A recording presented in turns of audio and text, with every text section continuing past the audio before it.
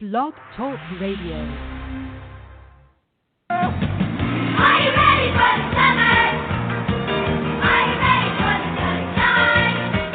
Are you ready for the fresh and beans, the apple trees, and a whole lot of good others? Are you ready for the summer? Are you ready for the hot nights? Are you ready for the fireflies, the moonlit stars, and a whole lot of good others? No more petrol, no more rush, no more teachers, dirty rush, no more dance and history, summertime and country. Are you ready for the summer? Are you ready for the good times? Are you ready for some fun and fun in the sun like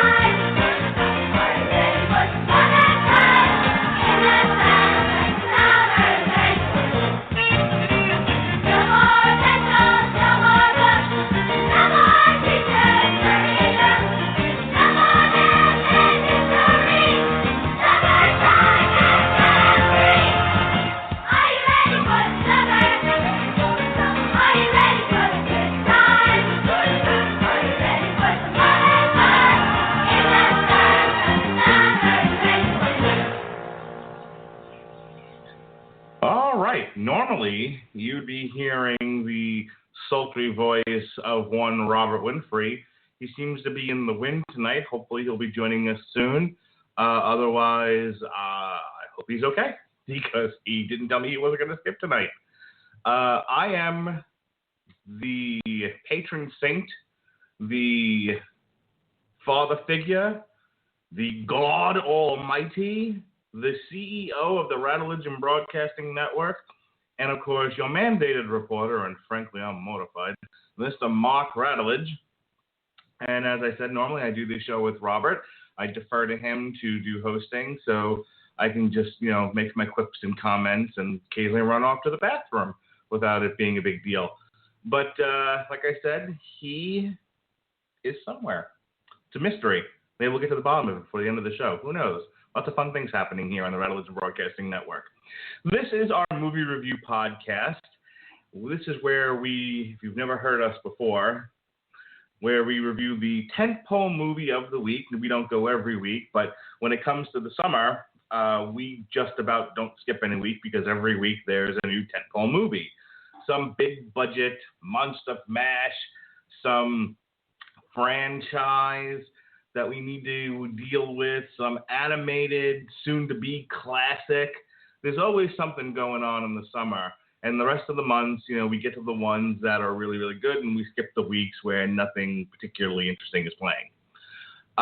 This week, we've hit a run of fairly decent to halfway good. Good God. This summer has been quite the trip. We started off with Civil War, and almost every single movie after it has been a certified disaster. Just one rotten review after another, some of which has caused me to become quasi-depressed. More on that later when we talk about Suicide Squad next week. And if you've listened to the show, you've heard me talk about this before. We don't need to go into Ghostbusters again. But we've hit a rash of halfway decent movies, as I said. We're starting with Star Trek, following on the heels of Ghostbusters. Star Trek was certified fresh. Jason Bourne, I believe, is fresh. Nope. Just about rotten, 57%. Not as bad as some of the other ones, though. I mean, we've had some real dogs this year that were mostly in the 30% area. This one, I think we'll get to it in a little bit, but it definitely, as we say on the Metal Hammer of Doom, suffers from a little bit of the samesies. This is a trick we've seen the pony do before, and I think that's what's causing a lot of the problems here. Don't know how fair that is. Well, again, we'll talk about that when we do our rip the reviewers to shreds bit. But we are talking about Jason Bourne. Eventually I'd get to the title of the film, right? Tonight we are reviewing Jason Bourne. Bourne. This is the fourth one starring Matt Damon and the fifth one in the series. tomorrow night on the Long Road to Ruin, we'll talk about the first three movies, the Bourne Identity, the Bourne Supremacy, and the Bourne Conundrum, or whatever it was called. Not the one with Hawkeye. No Jeremy Renner. We will not be doing the Bourne Legacy. This is the fourth, as I said, starring Matt Damon. This is 10 years after the events of the last movie with him, which I believe was 2007. The Bourne Supremacy, the Bourne Identity. I can't remember. Anyway, it's after basically he figured out who the hell he was, and they exposed Operation Blackbriar. I just heard from Robert. He will be on any minute now. So I'll talk a little bit about where we are in between films here. And then I'll allow him to come on, and we'll get through what happened in this movie. But basically what we have, if for whatever reason you're listening to this podcast and you don't know exactly what the Jason Bourne movies are all about, these were adaptations from books by Robert Ludlum. 4 adaptations of books. Oh, Jesus. Ladies and gentlemen, your aunt's at a picnic, your rain on your parade, your wind that knocks the ice cream off the cone, you're peeing someone's milk.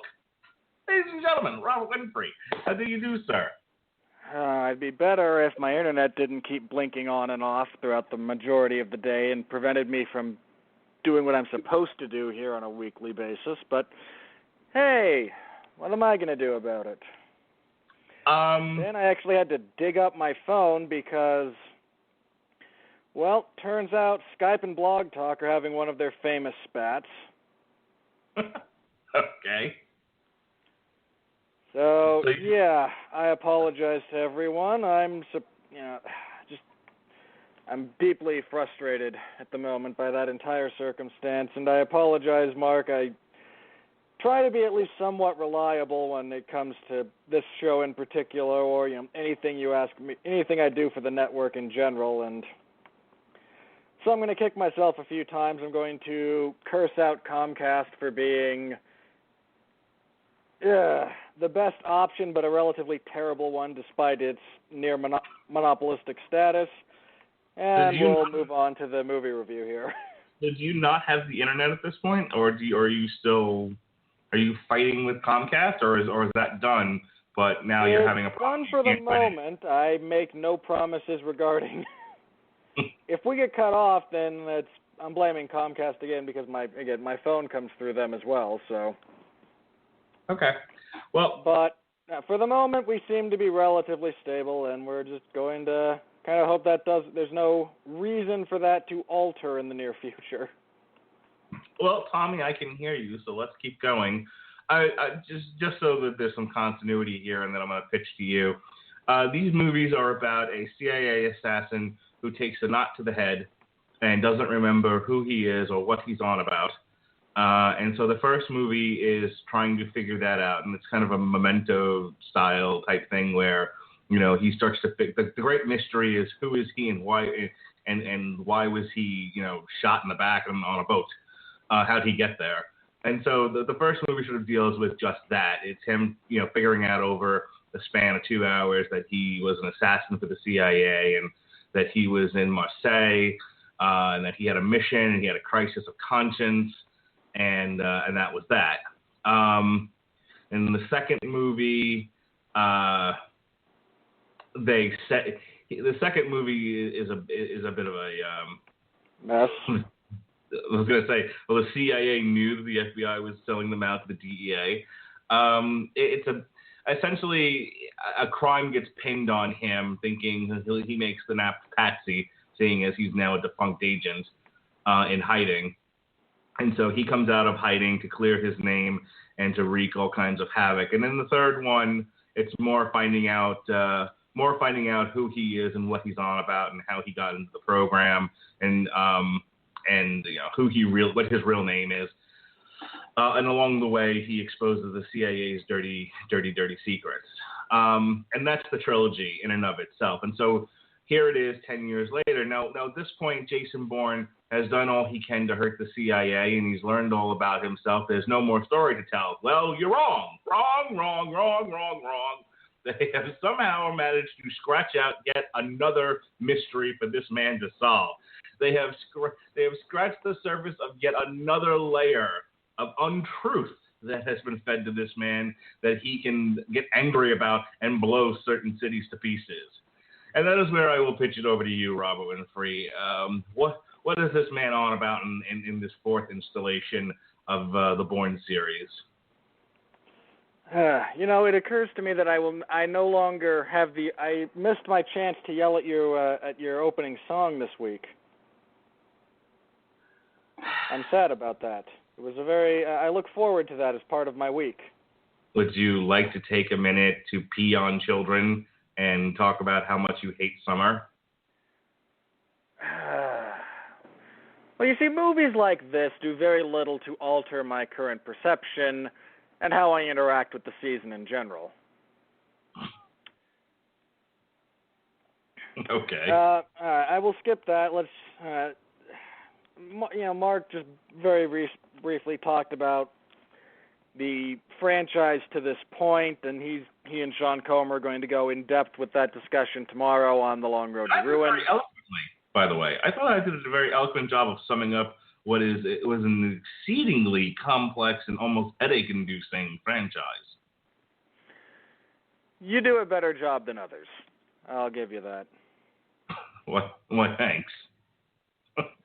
Fine, you do a better job than most others. Okay. So what's it all about? What's he on about? Why is he so mad? Well, Jason Bourne finds, as Mark said, 10 years on, Julia Stiles is back. I think that's her name, at least. Yes. Right. And I kept waiting for her to dance. I wanted her to dance around Jason Bourne. Every Your movie. references to crappy romantic comedies from the late 90s or early 2000s are not welcome here, sir. I wanted her to dance with the black youth, and I wanted her to give him exposition that way. See previous statement. Go on. Anyway, she engages in a. I need to stop myself right there for one moment. I'm going to try and do this synopsis straight, and I'm going to do my level best not to utter the phrase which will be featured so prevalently when we actually get around to reviewing the movie. That being, none of this works that way. I have to find the Mr. Wizard theme. All right, anyway, we kind of open with Julia Stiles hacking into the CIA from a remote location in Iceland. She obtains files leading her to believe that the original program that recruited Jason Bourne and turned him into a heartless, mindless assassin for the government it has been shut down and revamped. It's been shut down, reimagined, repackaged, retooled, and constantly brought back up into its most recent iteration, Iron Hand.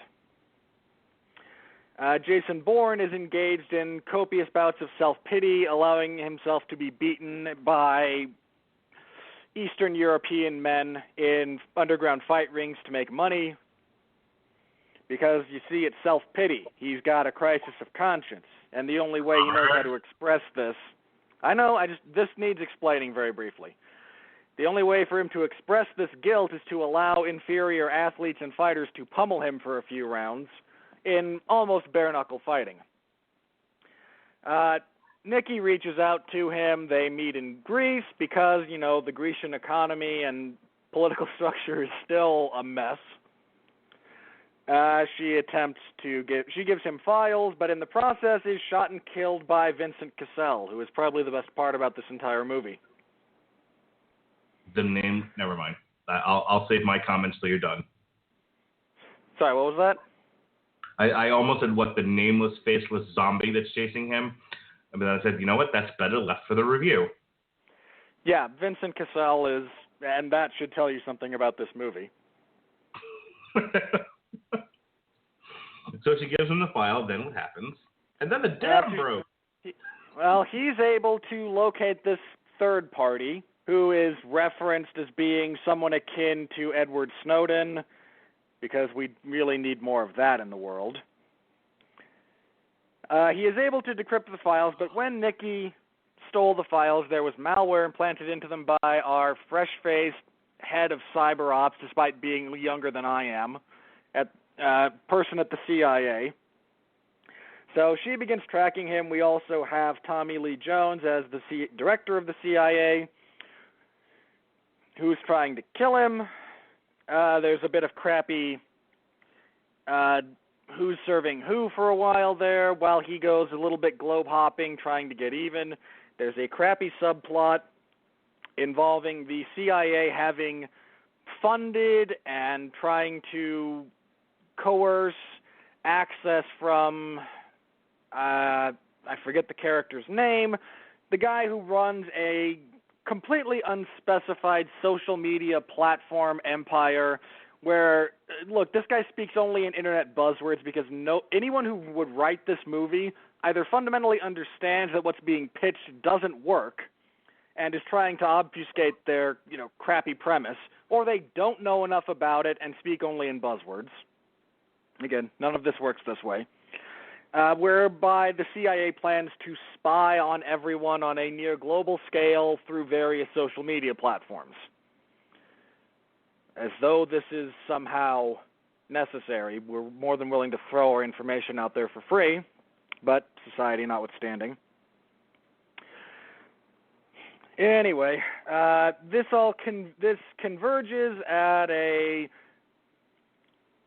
convention of some sort in Las Vegas, where Tommy Lee Jones plans to have Vincent Cassell kill this billionaire, software developer, what have you, wound him, kill the girl because she decided that she didn't trust Tommy Lee Jones and is trying to oust him. Never mind the myriad of ways this doesn't work. This goes badly. Bourne shows up, thwarts the assassination attempt. In the interim, he's repressed memory discovered that Vincent Cassell actually killed his father, who helped establish the Treadstone program. And now he's after revenge. Revenge, I assume. So he and Vincent Cassell engage in a car chase through the streets of Vegas that is terrible for the most part. No, hang on a second. The whole thing with Vincent Cassell was that when they exposed Blackbriar, he was exposed and he ended up being tortured. So this is more than just a gig for Vincent Cassell. He's out for revenge for... He's got a vendetta against Bourne. It turns out that, again, he killed Bourne's father, so now Bourne has a vendetta against him. This is all needless subplot again, mind you. They engage in a... that part of it. I got the part about him being exposed by the Blackbriar, but the fact that he killed his father... The only thing about the father that I picked up in the movie was the father wasn't killed by a terrorist. He was killed essentially to get him out of the way of adopting Matt Damon into Treadstone. Yeah, Vincent Cassell was the guy who did that. Okay. Well, this movie is so not good that I missed that element of the story. You miss many elements of many stories. That's why I do this. Go on. They wind up engaging in a fist fight in a Las Vegas aqueduct. Matt Damon kills Vincent Cassell. Random chick is theoretically promoted towards the head of the CIA, which, again, I really have to stress this, would not work that way.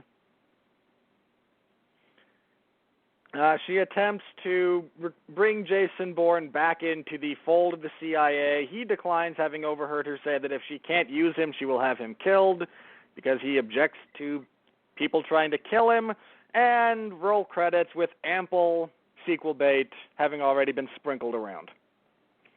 Did I miss anything, Mark? No, and even if you haven't, if you did miss something, if you've watched the second or the third movie, you've seen this movie before. Literally, you just got to move around the actors, and it's the exact same movie as the second and third movie. It's Jason Bourne in hiding, drawn out of hiding by plot and then people standing in a room with computers using various cameras to find him all over the place. 2 action sequences, a car chase, a final action sequence, and Matt Bourne walking into the distance. Matt Bourne. That's Doink the Clown.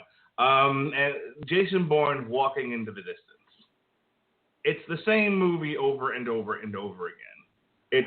All of these movies are the same movie, except for Legacy, which was not good. Well, I would say the Bourne Identity at least has the novelty of him not knowing who he is and trying to stumble through figuring it out, and having these moments of these almost Matrix moments of, oh, hey, I can do that, and oh my God, I speak Dutch, that sort of thing, which I found the most interesting out of watching all 4 of these movies. So I give the Bourne Identity a pass. If nothing else, it was the first one, and so it has the novelty effect. But the Bourne Supremacy and the what's the other one I can't think of? Ultimatum. Thank you. The Bourne Ultimatum are the same movie, and so is Jason Bourne, basically. They draw him out Paul Greengrass knows how to make one movie. Yeah, that's my problem with this whole thing, is if you're not into extended action sequences, this was my complaint about Mission Impossible and why I didn't, it ended up being a lot better than what I thought it was going to be, but my initial, I don't want to go see this movie and here's why, is if I want to see, I enjoy the comic book movies because of the fantasy element and because, something like Transformers, because it's big and it's circusy and it's the sort of thing that makes Robert Winfree want to, hide his face in the toilet. Die. But it makes me want to die. Okay, but that's you, Sonny. But I like a big giant circus, and I like flashy colors, and I like, and I like things to be big, and so and jingling keys, we know. I am not a cat. Nor am I an infant. I was referencing more, babies, but okay. I not an infant either. I am a 40-year-old man, and I'm not going to apologize for what I like. And I like a circus. Nor should you. But my point is that, you take away the bigness, you take away the fantasy, and all you're left with is a bunch of guys throwing punches and elaborate car chases. And, you go as far back as The Matrix Reloaded, which did an amazing car chase, or The Dark Knight, or even The Dark Knight Rises, which had some fun car chases. I suppose there's only so many ways you can do this, and after a while, it's just watching cars bang into one another. Again, we have a word for this on here when it comes to destruction. We call it destruction porn. It's almost getting to a point now where we're getting into car wreck porn. And we've been in that position since the television show Chips, which ended every episode with a large crash on the highway. Oh, I can't wait then for next year to see what they come up with. My point being that without the flashiness of the superhero genre or the nonsense of the Michael Bay boom genre, I find movies like this to be dreadfully boring. And then when when it's the same structure and the same plot elements of 2 previous movies, it's even worse. I couldn't wait for this thing to end. And it's not in and of itself a bad movie. Let me make this perfectly clear, because I brought this up on Facebook with reference to Suicide Squad, and Robert Winfree ran across the house, tripped over his own shoes, and fell on the computer because he was running so fast to tell me that that he was right and I was wrong, and we don't know because we haven't seen the fucking movie yet. But the critics all hate Suicide Squad. Shock of all shocks. But we don't know if it's a good or bad movie because we haven't seen it yet, so we can't judge. And just because the critics say it's bad doesn't mean it actually is bad. They could just be bad at their job. See 2 segments from now when we talk. I will say this: normally, when they're wrong, they're not that wrong. 70% of the movie critics are very rarely wrong. It's happened in the past. I I had no interest in Suicide Squad to begin with, and then come to find out a few days ago that it was PG-13. And at that point, it's like, what's the point? I mean, really, of all the properties that need an R rating to kind of help gel it and help make it work, I mean, Suicide Squad is pretty high up there. Well, the point that I'm trying to get to is that Suicide Squad, Batman v Superman, Jason Bourne, several of the movies this year have all fallen into the same critic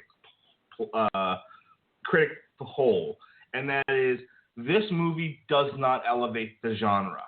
This movie does not do anything different with the genre or even the franchise. So a lot of the complaints that I'm making, they're echoing. They're saying, and let's just talk specifically about Jason Bourne here. They're saying, hey, it's the same movie again, and therefore it sucks. And that doesn't follow. Just because it's the same doesn't mean it's bad. If you're talking from a craft point of view, well, you either like the GoPro direction, of Paul Greengrass, or you don't. I don't particularly enjoy shaky cam. I don't enjoy the GoPro thing, but people do. It's one of the hallmarks of the Jason Bourne series, and there was nothing particularly egregious about its use in this movie, so that gets a pass. The performances are on par. I can't say they were any better or any. The problem we run into when looking at this movie critically versus the other three in the series is, like you said, it's the same movie. So you're either being overly hard on this one for being derivative and repetitive, which it is, and that's a legitimate criticism in some ways, or you're tacitly admitting you were wrong about the previous two when you gave them glowing praise. But that's the thing. This was the Star Wars argument. Oh my God, it's A New Hope all over again. Only they created an extra character. I don't believe that to be legitimate criticism, Robert Winfree. I think, you can point out singsiness, but that doesn't mean it's bad. It is if it was bad the first time around. Well, then we're talking again about something else. We're not talking about singsiness. We're talking about something that is definitively bad and doing the same bad thing again. I think people have, let's just talk about the Bourne Supremacy, right? It's the sequel to the Bourne Identity. I gave the Bourne Identity all kinds of passes because it was the first one, and then they did the same thing again with the Bourne Supremacy. There's not a whole lot different about that movie. So if you're just judging it on its own, I feel like I'm going to repeat a lot of this tomorrow. If you're maybe not, who knows? But if you're, let me say it this way: I believe you should judge Jason Bourne on its own merits and stop comparing it to the other movies. I think one point of criticism to say, hey, it's not all that different from the previous two. Fine, it's been said, but then you have to elevate your own criticism and say, now look at this thing distinctually from everything else. Put it by itself on a pedestal. Is it good or bad? Okay, I don't care that it's nothing you haven't seen before. Are the performance? I say this every podcast. Are the performances good or bad? What's the direction? They're not. That's my thing about this movie. I wasn't going to see this movie. I went in to see the Bourne Identity, and I walked out of that movie very aggravated. Why did you walk out of that movie very aggravated? Because I read the book years before the movie came out, and I was pissed that they left half the book off the movie. Okay. Just generally aggravated by the adaptation. Because I was too looking for a one-to-one adaptation of the source material. My own problem there. Rewatching it a little bit later, it's fine on its own.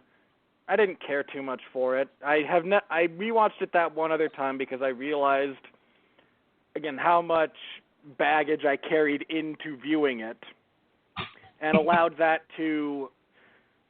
It's fine that I have that point of comparison, and there are valid criticisms to be drawn between the two. By the same token, I think I allowed my frustration with it to overshadow the appropriate elements and the good stuff that movie did. See, several years later, I wound up watching 2 and 3 back to back and realized, no, they're just the same movie. And really, it's not that good. Well, okay. Let's talk about some critical elements here of what makes it bad or good, real quick. But let me add on this point. This is why on Long Road to Ruin, I don't like to get into source material, because you can get too hung up on where's Tom Bombadil, and I feel like that takes away. I don't think that's fair to the people who worked hard to create a visual medium. I just don't. I feel like an adaptation is an adaptation, and it's not supposed to be a one-to-one recreation. By the way, they tried that with The Killing Joke, and it sucked. Well, at least half of it did. So I prefer to look at a film and judge it on the merits of does it work as a film. Now, I've already said what my biggest issue with the Bourne series is they create this Superman who bullets bounce off of him, explosions don't affect him, nothing ever hurts him, he wins every fight, there's no tension in anything that happens because he's fucking Superman, only he's Superman in a sweater. He's the most disinteresting Superman I've ever seen, and after he got at least part of his memory back, he became even less interesting. It's basically he's a kung fu zombie who just barrels through 2 hours of film and knocks over everything in his path. And the only thing that makes it even semi-interesting to me is the boardroom scenes where they're trying to find him and the interactions among to me, the best parts of the movie are focused on the CIA, not Jason Bourne. Like I said, I'm not now. Andrew Graham, God bless him, he's a super fan of the Radulich and Broadcasting Network. Seems to enjoy the combat aspect of these movies. We had him on to talk about that with the Lord of the Rings trilogy and The Hobbit, and he's going to be on Long Road to Ruin tomorrow night to talk more about the hand-to-hand fighting style. And that's his bag, and God bless him. I can't stand it. It's annoying to me. I don't want to see a 2-hour kung fu movie starring Matt Damon from I almost said Finding Forrester. Wrong movie. Boston. He's the genius. I know, but I'm not going to tell you. God damn you, Winfree. Why not? Because it's more because if I keep bailing you out, you'll never learn. And the correct answer is Good Will Hunting. Thank you. I don't want to see a kung fu movie starring Matt Damon from Good Will Hunting. There. So I have a rough time getting through these movies, where the only parts that I like are the frenetic scenes of them trying to find him, via computers and cameras. And then after that, it's like, that's only one part of the movie. The rest of it's kung fu and and car chases, which I don't care about, unless it involves somebody in spandex or a monster. We know how limited your enjoyment profile is of stuff like this. It's okay. Well, no, I have to explain that to people so they understand, why I'm so down on this movie. So there it is. And the least interesting Superman I've ever seen in a movie where the best parts don't feature him. That's my big problem with Jason Bourne overall. Now, see, I would fundamentally disagree with you on a couple of points there. Okay, there's a shock. Go ahead. Point Anything involving the CIA in this movie bored me to tears. You keep saying disagree on something that is subjective. I love that you do that. Okay. All right. All right. Allow me to make my point a little bit clearer. Nothing they do in this movie works that way. Okay, and that affects your enjoyment. Hang on. Now, I am prepared to go along with that in various places to various degrees. Matt Damon being Superman at hand-to-hand combat, I can roll my eyes and go with it. If I am being led to believe that Tom Cruise can be an unstoppable force of nature in a fist fight, I suppose I can I can reel back in my disbelief enough for Matt Damon. I can't. I know you can't, and that's fine. I agree with. I actually really like when they're on their own. I love the fight scenes in actually all of these movies. They're very well choreographed. They're very well shot. And yeah, Bourne's going to come out on top. So what? Do you like kung fu movies? Some of them, yeah. Well, Okay. again, I am a fan of well choreographed, well shot action sequences. Now, I like there to be story. I like there to be characters that I care about and things of that nature. But I can watch a fight scene on its own and view it as a good part to a movie. And again, as a general rule, I don't care that much that I know who's going to win in these scenarios. You watch every superhero movie ever, and guess what? You know who's going to win. There's such lack of tension and drama in film nowadays because of the uber safe, let's set up sequels, we have to build franchises mentality that exists around your heroes. They never actually put them in jeopardy. So I can go with that to varying degrees because I walk into these things knowing the outcome. And it takes all the drama and much of the fun out of it, but I've been at that point for the past several years with movies, and I'm okay with it. Well, I'm not okay with it, but I've learned to adapt to it. The scenes with the CIA in this film are poorly acted. You have the black guy who serves no purpose. You have the woman who has all the emotional range of my dog. Probably less, because my dog gets pretty animated when she's about to be fed. And you have Tommy Lee Jones lending very little other than his name value to this. And it's the same sequences behind computers in front of monitors where people are typing frantically on things they don't need to type frantic. Again, see, nothing in this movie works that way. We need you to hack quick, get me the power grid for Iceland. Really? And not only do you request that, your poor flunky achieves it by banging away madly on a keyboard. Like a chimp. None of that works. By the way, the black guy's sole purpose in the Bourne movie was to yell, "That's Jason Bourne." Look surprised and yell, "That's Jason Bourne." That's his function. Okay, I accept your premise. Yay! So my point being that everything involving the CIA made me roll my eyes and go, that doesn't work that way. I could not get into it. There's no drama in what they do. There's no interest in what they do. All they do is spout exposition.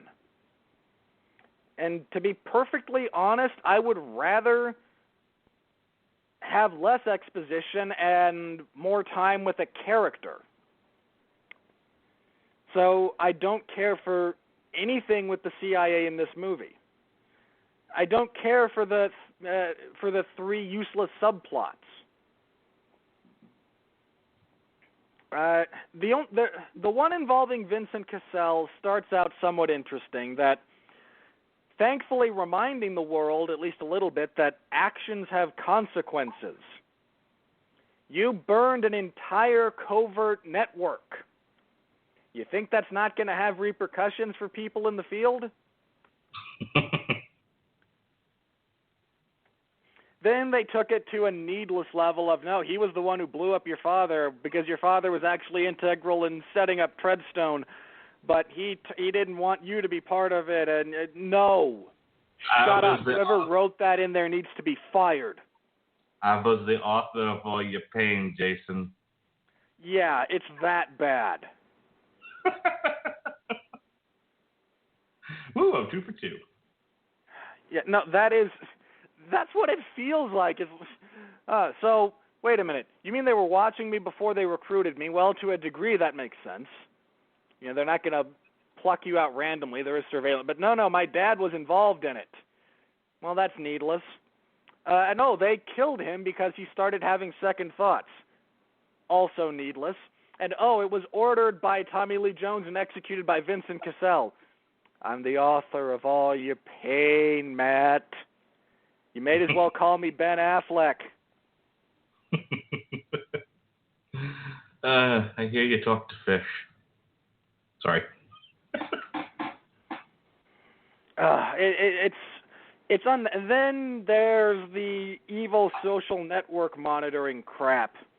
First of all, let me start again. Nothing about this works this way.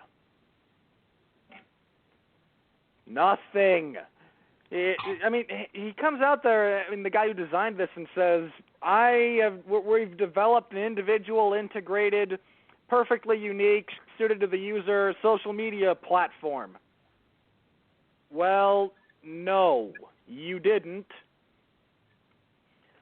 And we're not going to mention any of the existing social media platforms. We're going to again, this is like somebody who wrote this part of the movie looked up buzzwords that get spouted by people and by guys who get up and make these announcements. They didn't actually do the research. I think they are playing on the idea of paranoia that, they're doing it badly. Through social media, your privacy will somehow be violated. My big grudge is less that they're playing on that. Fine, I accept that there's a bunch of idiots out there that will viscerally react to this theory. Okay, fine, play with that. But don't do it badly. Are you noticing a trend, at least this summer, in just lazy script writing, lazy hodgepodge? Oh, God, script it's writing? terrible. It's like, did you even get an editor from an independent third party to go over this and go, you need to make some work here? Or is this feels like two guys who got together, got high, wrote a movie, read it when they were sober, and just high-fived each other because they wrote a script?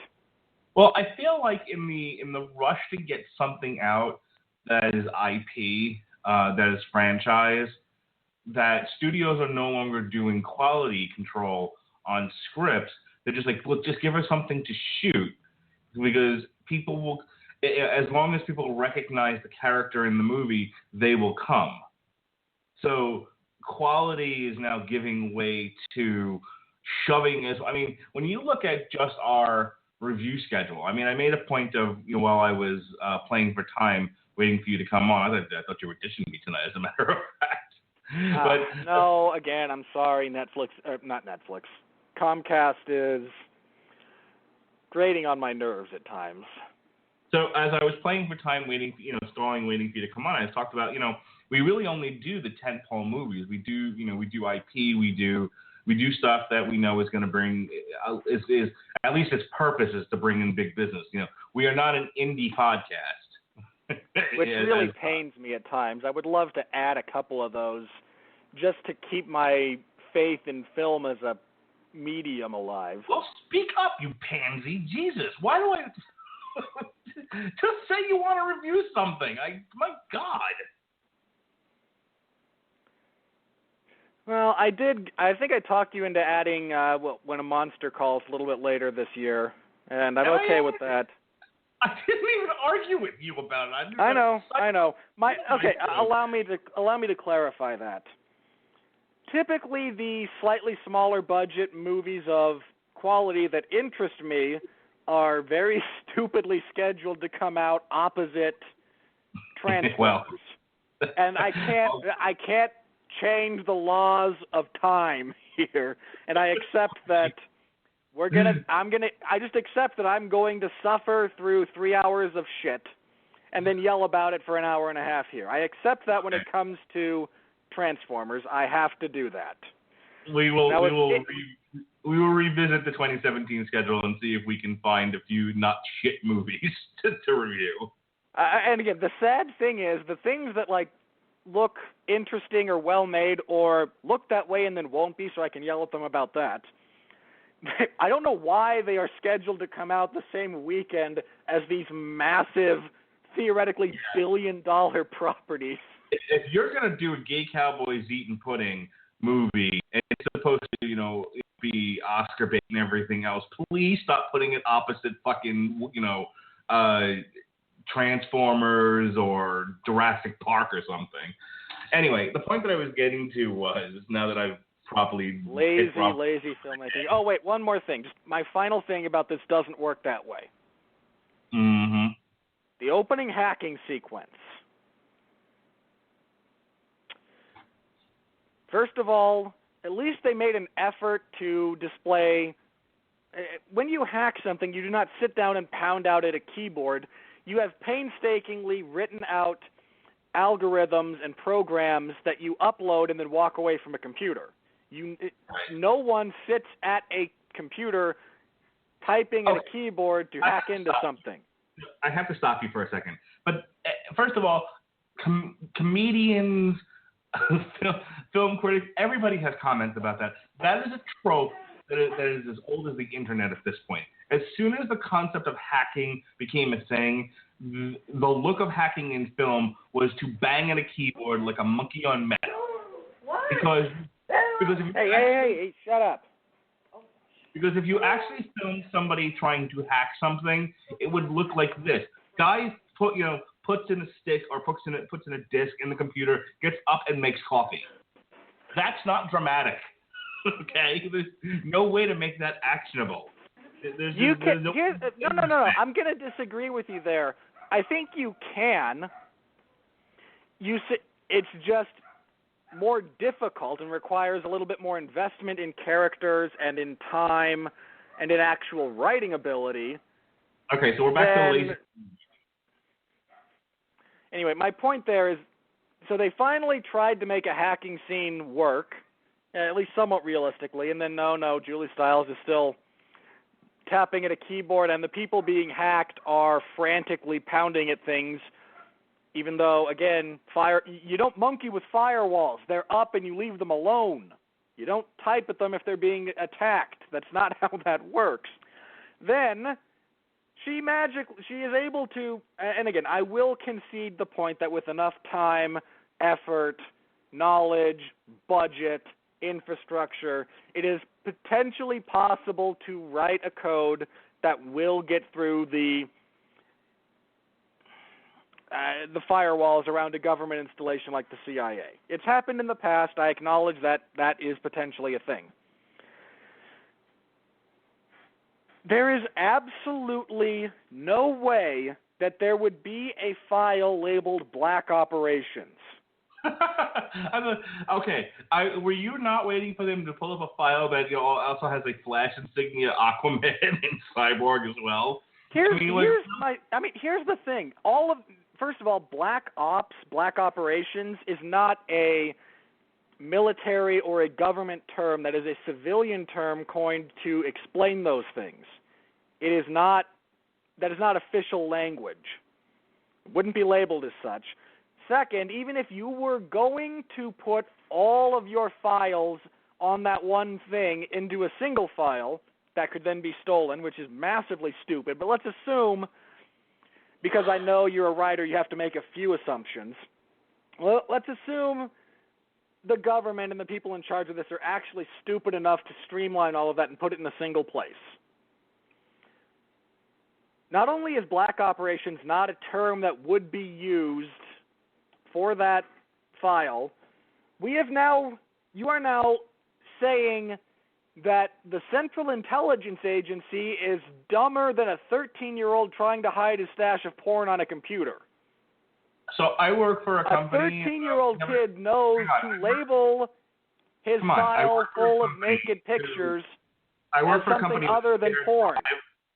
I work for a company with a shared drive, and occasionally I have to go into it, it's a spreadsheet, to see if people are permanently ineligible for a program that I am partially responsible for at my job.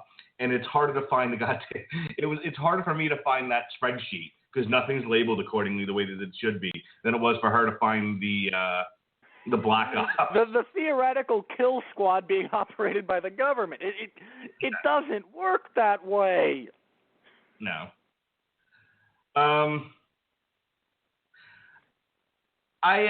Look, I like that those CIA scenes were acted. I mean, this is now coming down to, I think, preference. I don't think there's an objective qualifier as far as bad acting, good acting. I think this is broken into... The chick acts badly. That's all I'm saying. The others I will accept fall somewhere on the range of human emotion. I don't know. I would tell you that maybe there was a flawed direction with Paul Greengrass. I don't care how we arrived at that position. She's the actor. It's falling on her as far as that goes.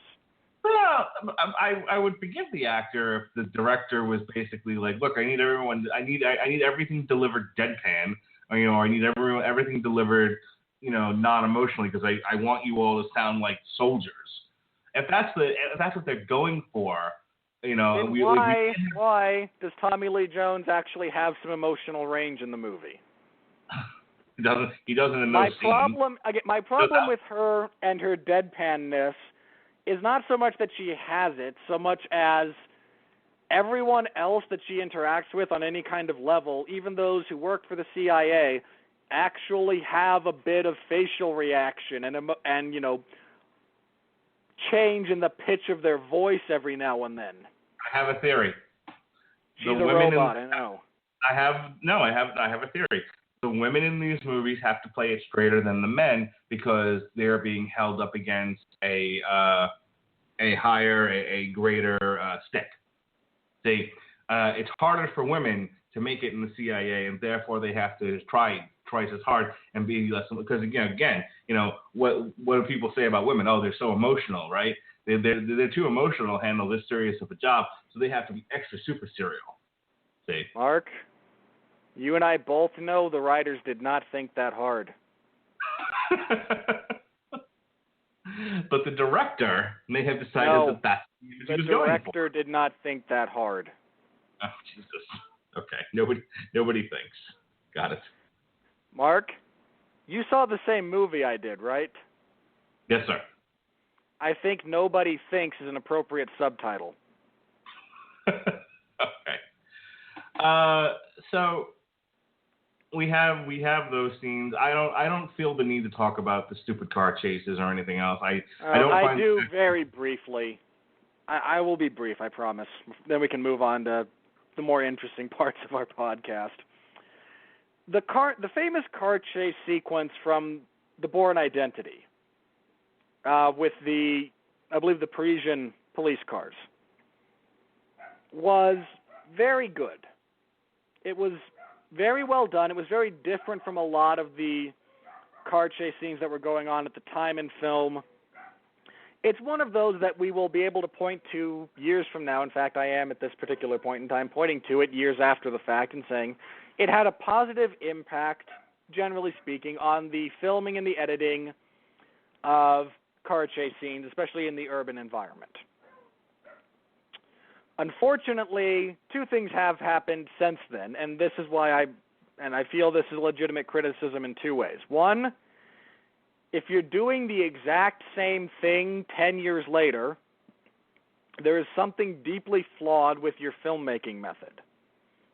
Now, I'm not just talking about sameness in terms of feel. I mean, it does, but I accept that to a degree, since you're making another sequel in the same universe, it's going to feel the same on several levels. I accept that. I'm okay with that.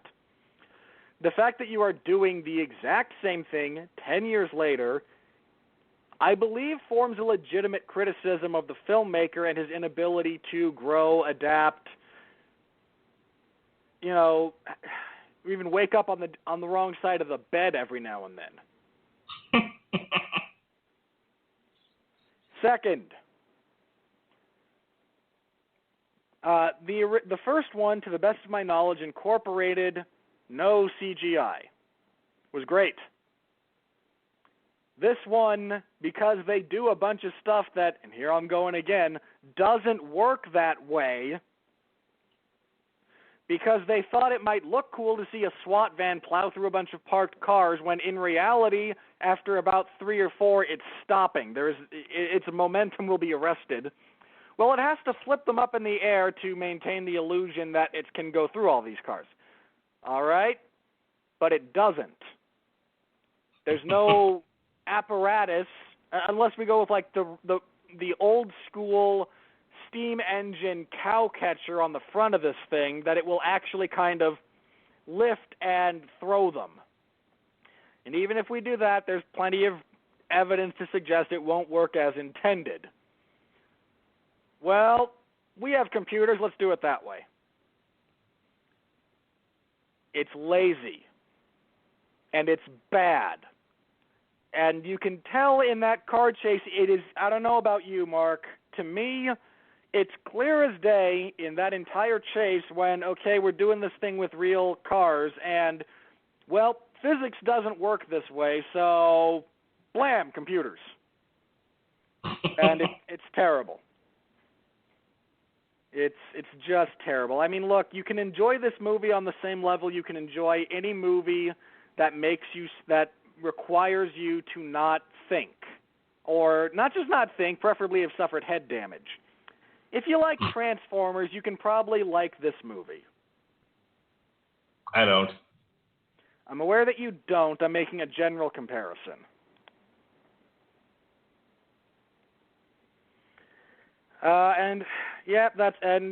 Nope, we're setting up another sequel. And boy, I'm just sort of waiting for them to really take off with the Bourne cinematic universe. Oh, well, that's the world we live in, pal. It's a terrible, terrible place we live in. Anything else? Wait a minute, did they seriously in this, wherever you pulled this synopsis from that goes into the description page of our review, did they seriously describe Heather Lee as a counterinsurgency expert? Yeah. Whoever wrote that does not know what that means.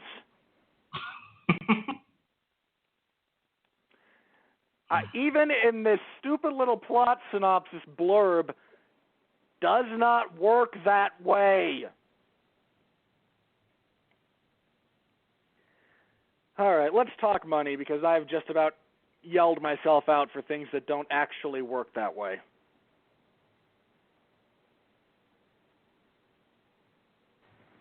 Mark, you still there? No, Yeah, I'm here. You're breaking up a little bit. I don't know if it's you or Blog Talk. That could be either of the. There's three different things that could be. You sound like a speak and spell. Do you want me to try to call back and see if that helps? Yeah. All right, give me a minute. When you come back, we'll have already started the money. All right. So with that said, let me cue it up here. All right, here's the second part of our podcast, in which we talk about the finances and whatnot. Here comes the money. Here comes the money. Here we go. Money talk. Here comes the money. Money, money, money, money. Dollar, dollar. Dollar, dollar. Ching, bling, bling. Yeah, there's definitely something wrong with Blog Talk Radio tonight, as per usual. God only knows how I'm starting to sound. In any case, let's just get into it, and hopefully you can actually understand a word I'm saying. Jason Bourne, production budget $120 million. As of Tuesday, August 2nd, the movie has made a domestic cume of $72 million, foreign $50 million, for a grand total of $122 million, almost $123 million. So it's already made its production budget, and as we've talked about many times, it's got to double that in order to be profitable, but it's only weekend one. It absolutely blew away the competition. It was a $60 million open. Star Trek ended up dropping pretty big in its second week. It's 5-day total versus last year's Mission Impossible Rogue Nation.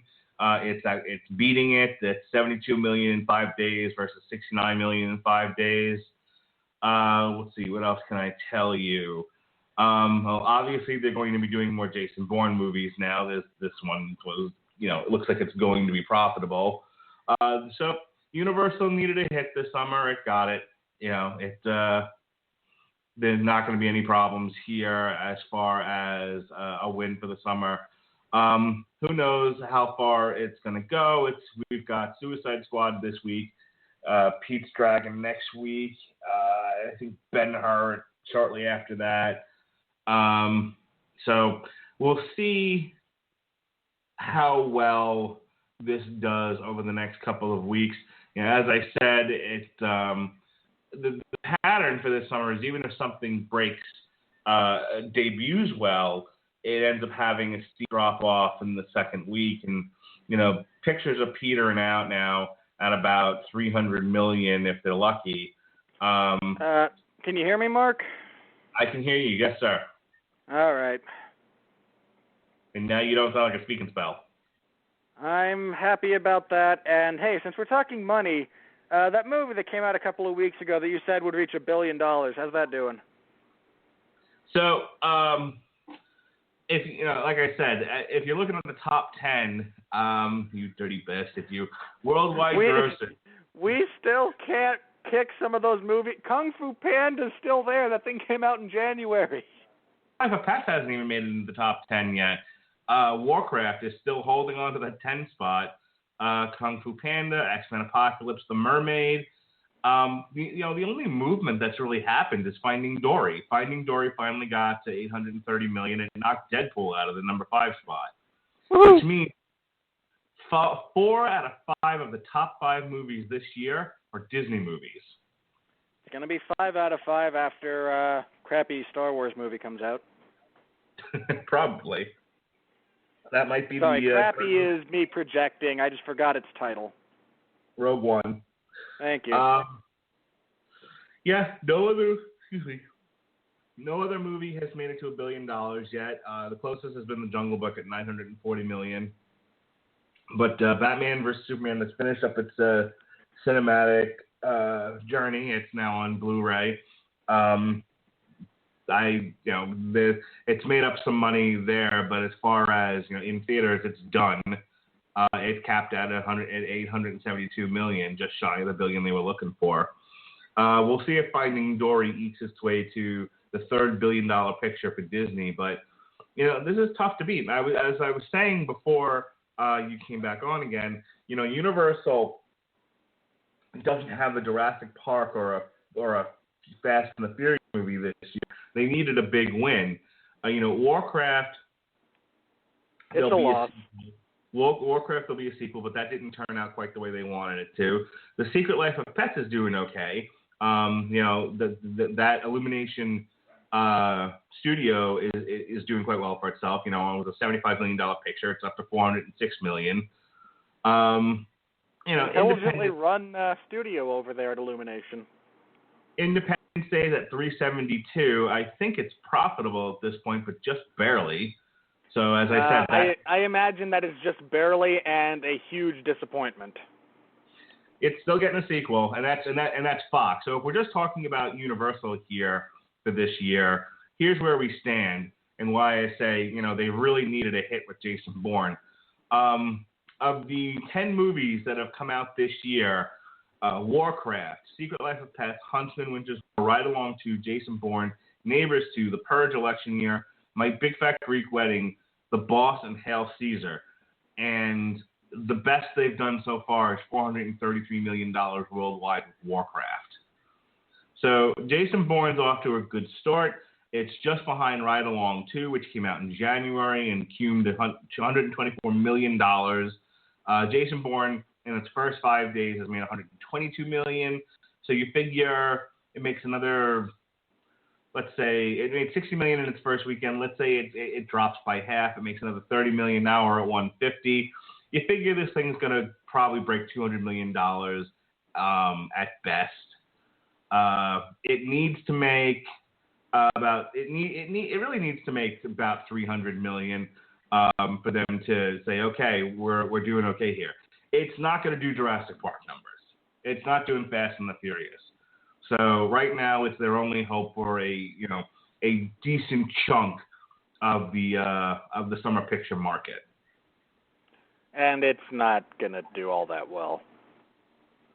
Well, I said that I think that they're betting on $300 million here. If it does, it gets just behind The Secret Life of Pets. I don't think it's doing it. There's a couple of other theoretically substantial movies coming out in the next couple of weeks, and the reception that Bourne's been getting is pretty lukewarm. My Big Fat Greek Wedding 2, they don't even list the production budget at Box Office Mojo, but it only made about $88 million. Yeah, that's what happens when you wait 12 years for a sequel to a sleeper hit. I saw it with my wife at the drive-in. It was cute. I mean, I don't understand why they felt the need to do another one 12 years later. But like I said, it was cute. It was, they probably made it on the cheap. They shot this thing, in my neighborhood. So, it's not like there was a whole lot of special effects going on here or a lot of high-paid actors. And from what I understand, it was a lot of the same shtick from the first one. Yeah, I imagine so. Hail Caesar was a huge disappointment. That clocked in at $22 million, and while it's made three times that, it's still not quite the money they were looking for. It only made $30 million at home, and then $33 million across the pond. So for a total of $63 million on a $22 million budget. So profitable, yes, still not a hit. Not what they were looking for. Now, Universal is kind of like Sony this year. They're just taking their licks and are going to hope for a better next year. I think The Purge was made for $10 million, and that made almost $100 million worldwide. Well, so all three of the Purge movies so far have been wildly successful financially. They're made very cheaply, and I don't mean that in terms of how they feel. I mean, they just have smaller budgets. They're smaller budget movies. But they have wide releases, they have a built-in audience, and, there's a dirty little secret for Hollywood. Horror movies make money. You make a decent horror movie, you don't need a huge budget, and you will turn a substantial profit. Yeah, next year Universal, I think, is coming back with something. It's got Transformers, another Fast. You got Transformers, you got Furious 8, you got they got some cannons out for next year.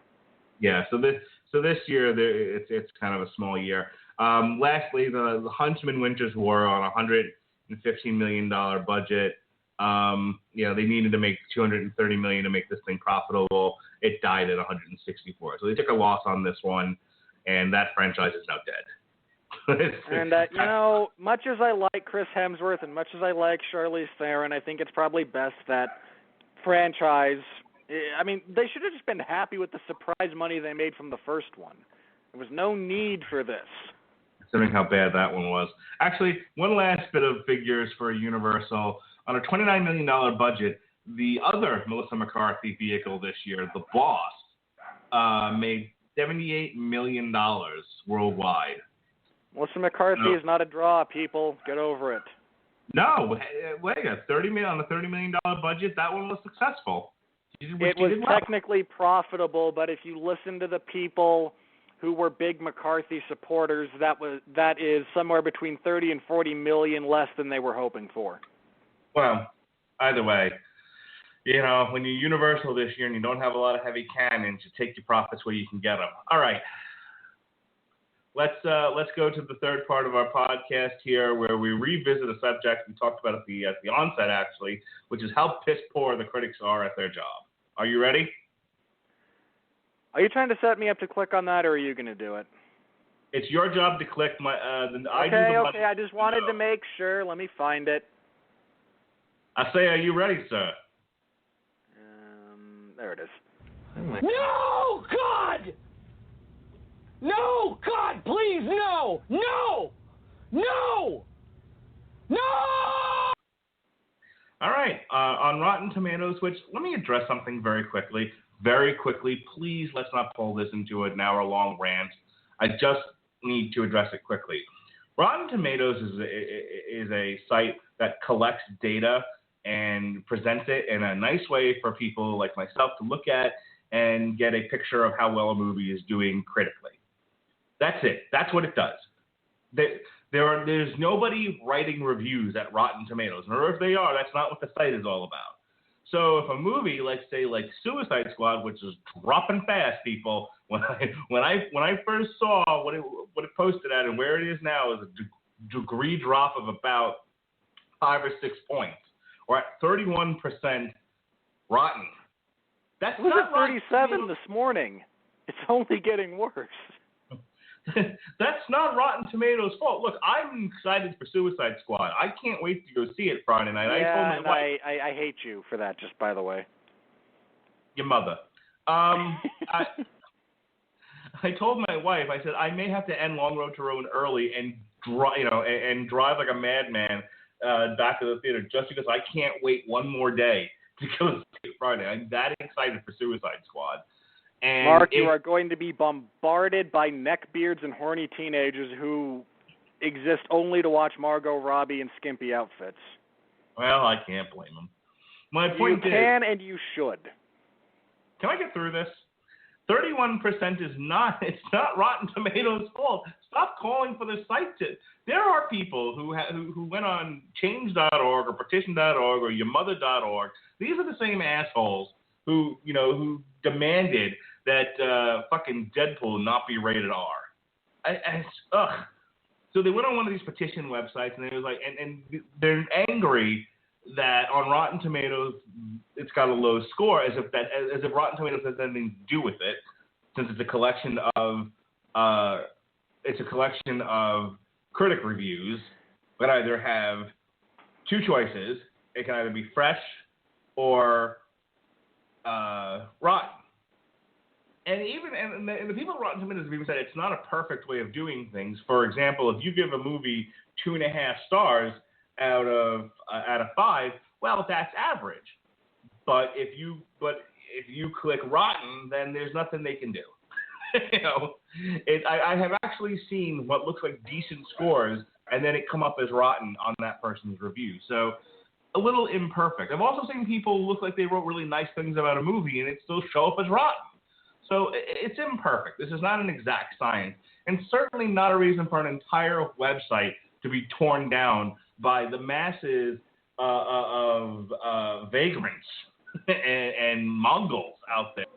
Jesus Christ. Vandals. Let me briefly say this, and then we'll move on with this segment, because we're going to do this again next week in greater detail, I promise you all. Dear morons, kindly, you theoretically have access to the internet. You've signed your online petitions via the internet. I'm going to assume you know how Google works. Look up aggregate. I'll even spell it for you. AGGREGRATE. Look it up. Now apply a little bit of logic to how that works. They collect all these reviews from other people on other websites and assemble them for you.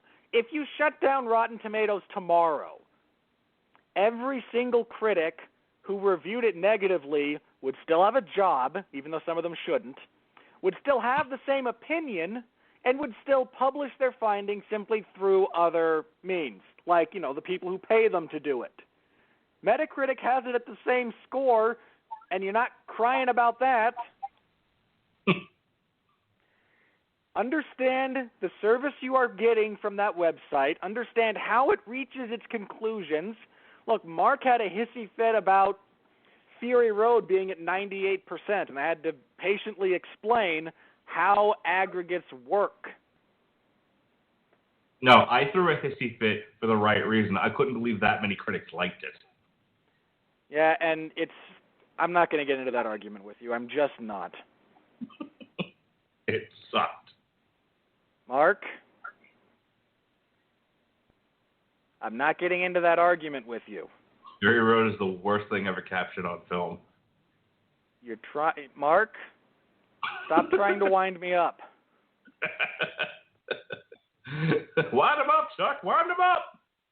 Because you had the temerity to come on here and defend that cinematic excrement that was Ghostbusters. You do not have the credibility at this point. to try and mock my credibility. taste. I have all the credibility. Yeah, you're the one guy. Right, sure. You and Luke Thomas who hated The Martian. Oh, God, he did. You're the only one who saw it clearly, I'm sure. That's right. I speak the truth. Truth to power. Can we get on with this? So anyway, dear morons who are trying to get this shut down because your feelings got hurt. Critics didn't like the movie. I'm going to go out on a minor limb here and say it's because it's not a good movie. Now, I haven't seen it yet. Mark and I will be back. Mark and I will be back here next week to review it. And I imagine my opinion will be relatively unchanged.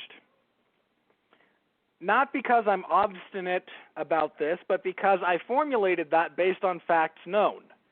Now, here's the other thing. If I see it and I love it and I come back here next week and I wind up yelling at everyone for reviewing it rotten, then fine. I will eat the crow that is my prediction on that. But two things very briefly. One, do not confuse your enjoyment of something with that being an indicator of quality. I don't understand how we got to a point where, well, I like it means it's good. Do you know what the most watched television show on the air right now is? American Idol? No. MasterChef? No. Keeping Up with the Kardashians? There we go. Nah, I knew I was going to get it. Now, there are millions of people who watch and enjoy that. I would imagine none of them have the temerity to pretend that it's good. This is the same thing. If you like something that's crap, that's fine. More power to you. There are movies that I like that are not good. I'm okay with it. I made my peace with it.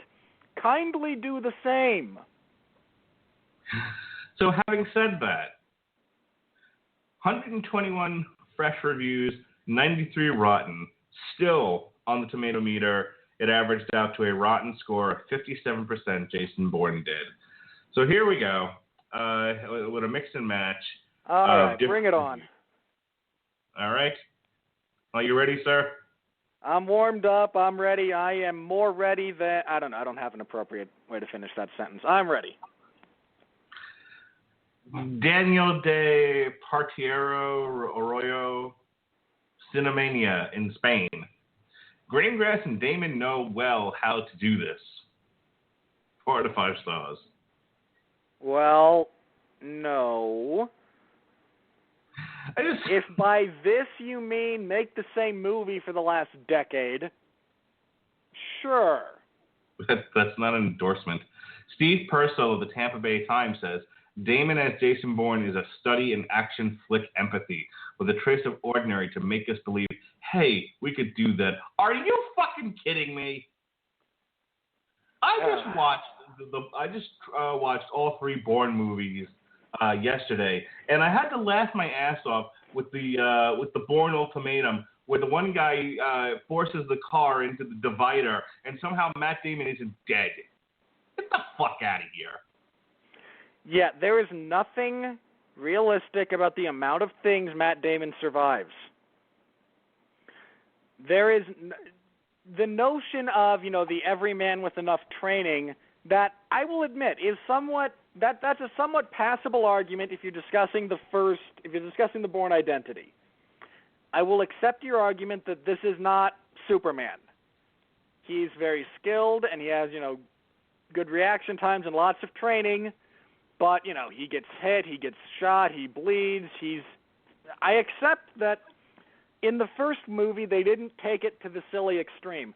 The entirety of the fight between the entire car chase scene through Vegas and the subsequent fight between Matt Damon and Vincent Cassel takes place after they have both been shot. Think about that for a minute. No, your premise is flawed on every conceivable level. Mark, you probably live in the same city as that buffoon. Go write something nasty on it. Go write something nasty on his windshield in deodorant. They say, do you want me to show up to his house and slap him with a gripper? Puddington, the Irish Independent. It takes a special kind of film actor to make a performance like this work, and Mr. Damon certainly fits that bill. Ugh. No, it doesn't. There's very little performing he actually has to do. And the times we actually tread towards emotional territory, he oversells it a bit. And again, he's not believable. All 3 feet, of Matt Damon is not believable in this role. Matt Damon is taller than Tom Cruise. Tom Cruise is 2 feet Matt tall. Damon is the same size as Batfleck. Is he really? Yeah. Looks much. Have you ever seen those two in a movie together? Come on. C.J. Johnson of ABC Radio Australia, a pumped-up, giddily rewarding espionage travelogue, which is pretty much how I remember the first Bourne movie from all those years ago. Sir, go back and rewatch The Bourne Identity. Nope. No, sir. The Bourne Identity manages to not be, hey, we're in all these places across Europe. When you get to the second and third, yeah, that's what they are.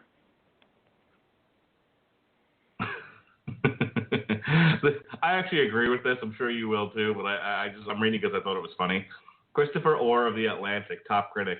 The movie feels like the work of a capable but uninspired cover band. Before we had Treadstone, now we have Retreadstone. Ha ha. All right. Oh yeah, I agree completely with that. I think Jeff Harris mentioned since you and I are both combat sports fans, that it felt like this pairing had ring rust. And I think there's some truth to that. I also think there's, the severe limitations of Paul Greengrass as a filmmaker. Andrea Lee of the Daily Star. The pace is breezy, and the action scenes are expertly staged. But while Bourne was shaking off his memory loss, I was hit with a severe case of deja vu. Yeah, look, Mark and I have talked a little bit about and there's a legitimate question too, is been there, done that a legitimate form of criticism?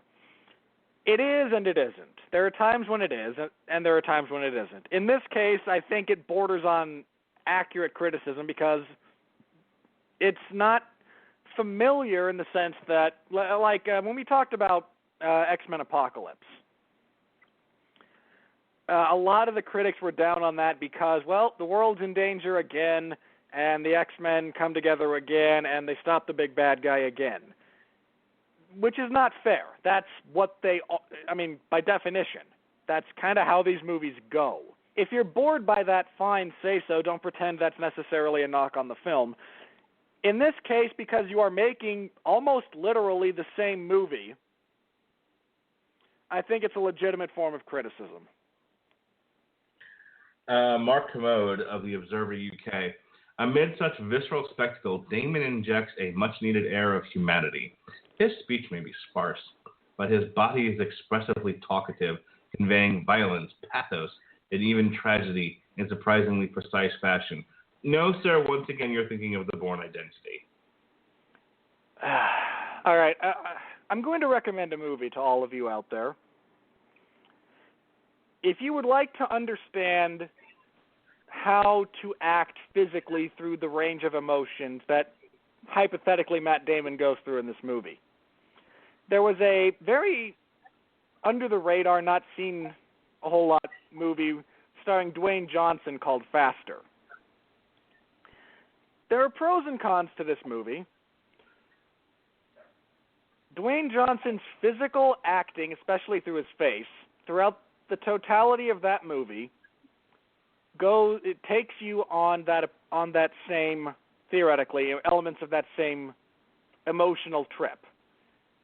And this shouldn't come as a surprise to anyone, but The Rock is physically a very good actor. If you want to see how you convey emotion via body language and facials rather than through dialogue, look that movie up, because it's a much better study in that premise. Robert Levin of AM New York. These guys couldn't make a boring movie if they tried. But it's time to move on from Bourne. Well, you're half right. Yeah, no, look, again, let us define boring very briefly.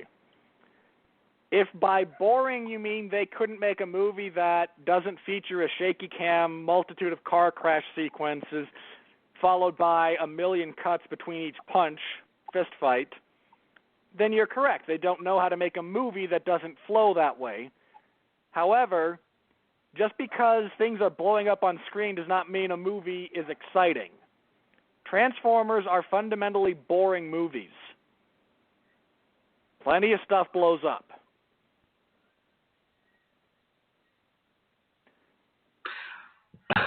Tony Medley of the Tulican Times. An entertaining film marred by ridiculous car chases, but one does get to look at Alicia Vikander for 2 hours, and there's nothing wrong with that. Yay for misogyny. That's not even accurate misogyny. I mean, I'm not trying to insult the woman's looks. This is the only, to the best of my knowledge, this is the only movie I've seen her in. I'm sure she's an attractive woman. I can't imagine he didn't write that without his pants on. I can't imagine he actually wrote that. How do you arrive at that? How does that enter into the equation when reviewing this movie? When Mark and I have differing opinions about Margot Robbie next week and her relative value, she has none, by the way. That's a lie. No, it's really not. There are more attractive women than Margot Robbie in the world. Many of them, several of them happen to be better actors as well. Again. Hey, you're entering speak and spell land again. Let's move this on. Sorry. I want to read this one. You singled out something that had no bearing on the film. No, your premise is flawed. Your sentence structure is bad. And you somehow managed to take a role that was not intended to be sexist and turn it that way through the sheer force of your stupidity. Congratulations. Hang on. I lost something. All right. Amy Nicholson of MTV, only because we keep beating on this woman. I wanted to read one that was, I actually kind of agree with. Director Paul Greengrass refuses to tangle with any of the true life topics he's borrowing for gravitas. I can't say disagree with that. See previous statement about nothing in this movie works that way. All right, we're going to do one more of these because Robert's mostly unintelligible and Blog Talk Radio is having one of its famous fits tonight. Peter Rayner of the Christian Science Monitor, top critic. This new installment in the series is one of the better ones. And he gave it a B. Well, it's the same movie as 2 and 3. So, by definition, it's inferior to the first, but one of the better ones? Sure, it's the same as 2 and 3. I suppose you worded that vaguely enough to be somewhat accurate. All right. I have no idea how we sound at this point. I know Robert's coming through terrible. So we're going to say goodnight to Robert Winfree. We'll be back next Tuesday. We had to move around some stuff on the calendar to Robert Cooper's work schedule. So we'll be back on Tuesday to do Suicide Squad. Wednesday is the Metal Hammer of Doom. We'll be reviewing... Oh, crap. What are we doing next week? Next week is Tarja, the Shadow Self, formerly of Nightwish. Also, I'll be on a live episode of the Source Material on Monday.